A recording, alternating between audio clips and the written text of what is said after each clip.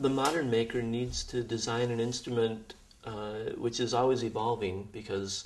modern instrumental technique is evolving, and the aesthetics of what happens in the modern brass section of an orchestra or a band or any context where a brass instrument is used is always changing through history. And so they are really in the business of designing and refining designs, trying to make a better instrument than their predecessors. And in the early music field, our job is to recreate what was actually used at a particular time in history. So if I'm copying an instrument that was made in 1750, the idea is to make a fine instrument, one that plays well, but to stay within the parameters of what was done, so that I can think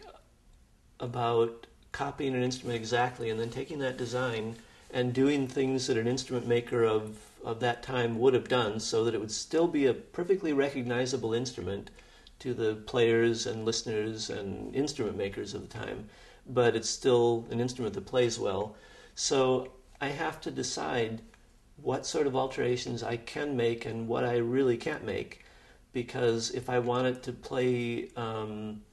if I feel like an instrument needs to be a louder instrument, I could make the bell much larger, but it wouldn't be appropriate to the time period. So I really stick very closely to the original design, and I get those designs by going to collections and museums and making drawings and carefully copying the instruments.